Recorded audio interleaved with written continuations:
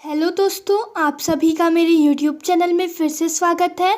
और आज मैं आप सभी को पद्मा एकादशी की व्रत कथा सुनाऊंगी जो 17 सितंबर के दिन है। इसे परिवर्तनी एकादशी भी कहते हैं। तो चलिए वीडियो शुरू करते हैं। युधिष्ठिर ने पूछा, केशव, कृपया यहाँ बताइए कि भाद्रपद मास के शुक्ल पक्ष में जो एकादशी होती है उसका क्या नाम है, उसके देवता कौन है और कैसी विधि है।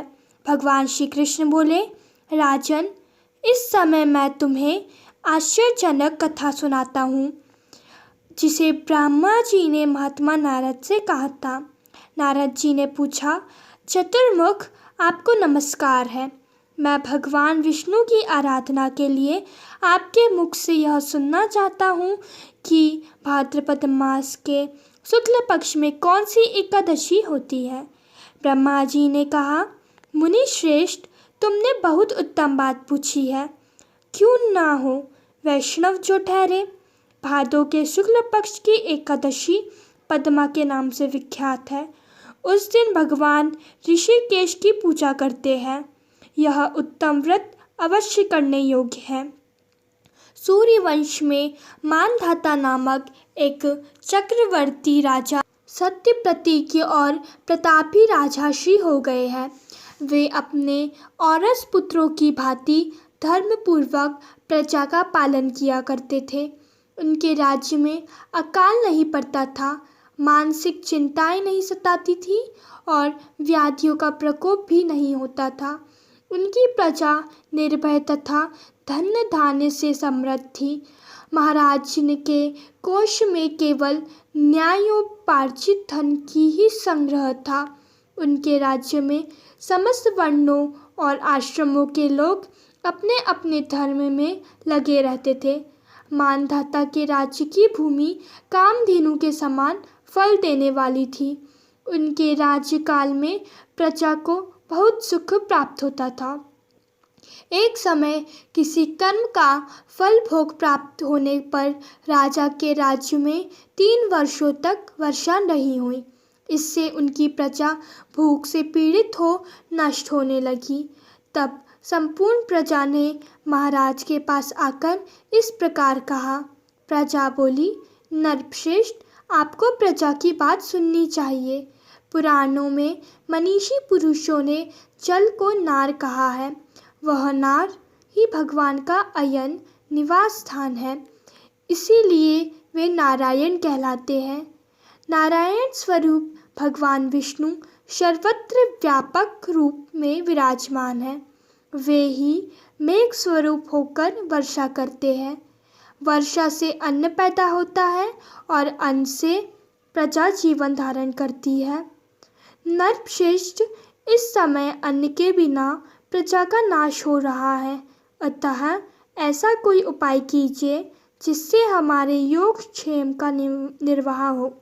राजा ने कहा, आप लोगों का कथन सत्य है, क्योंकि अन्न को ब्रह्म कहा गया है।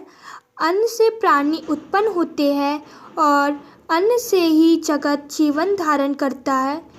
लोक में बहुधा ऐसा सुना जाता है तथा पुराण में भी बहुत विस्तार के साथ ऐसा वर्णन है कि राजाओं के अत्याचारों से प्रजा को पीड़ा होती है। किंतु जब मैं बुद्धि से विचार करता हूँ तो मुझे अपना किया हुआ कोई अपराध नहीं दिखाई देता। फिर भी मैं प्रजा का हित करने के लिए पूर्ण प्रयत्न करता हूँ। ऐसा निश्चय करके राजा मानधाता इन्हें गिने व्यक्तियों को साथ ले विधाता को प्रणाम करके सघन वन की ओर चले गए। वह जाकर मुख्य मुख्य मुनियों और तपस्वियों के आश्रम पर घूमते फिरे। एक दिन उन्हें ब्रह्मपुत्र अंगिरा ऋषि के दर्शन हुए। उन पर दृष्टि पड़ने ही राजा हर्ष में भरकर अपने वाहन से उतर पड़े और इंद्रियों को वश में रखते हुए दोनों हाथ जोड़कर उन्होंने मुनि के चरणों में प्रणाम किया। मुनि ने भी स्वसित कहकर राजा का अभिनंदन किया और उनके राज्य के शांतों अंगों की कुशलता पूछी। राजा ने अपनी कुशलता बताकर मुनि के स्वास्थ्य का समाचार पूछा। मुनि ने राजा को आसन और अर्घ्य दिया। उन्हें ग्रहण करके जब वे मुनि के समीप बैठे तो मुनि ने राजा से आगमन का कारण पूछा। राजा ने कहा, भगवन, मैं धर्मानुकूल प्रणाली से पृथ्वी का पालन कर रहा था, फिर भी मेरे राज्य में वर्षा का अभाव हो गया। इसका क्या कारण है, इस बात को मैं नहीं जानता। ऋषि बोले, राजन, सब युगों में उत्तम यह सतयुग है। इसमें सब लोग परमात्मा के चिंतन में लगे रहते हैं तथा इस समय धर्म अपने चारों चरणों से युक्त होता है। इस युग में केवल ब्राह्मण ही तपस्वी होते हैं, दूसरे लोग नहीं। किंतु महाराज, तुम्हारे राज्य में एक शूद्र तपस्या करता है, इसी कारण मेघ पानी नहीं बरसाते। तुम इसके प्रतिकार का यत्न करो, जिससे यह अनावृष्टि का दोष शांत हो जाए।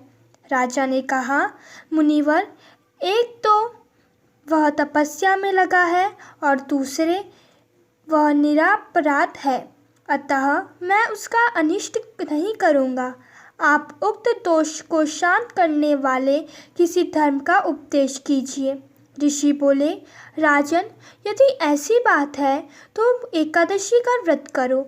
भाद्रपद मास के शुक्ल पक्ष में जो पद्मा नाम से विख्यात एकादशी होती है, उसके व्रत के प्रभाव से निश्चय ही उत्तम वृष्टि होगी।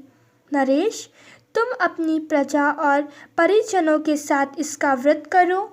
ऋषि के ये वचन सुनकर राजा अपने घर लौट आए, जिन्होंने चारों वर्णों के समस्त प्रजा के साथ भादों के शुक्ल पक्ष की पद्मा एकादशी का व्रत किया।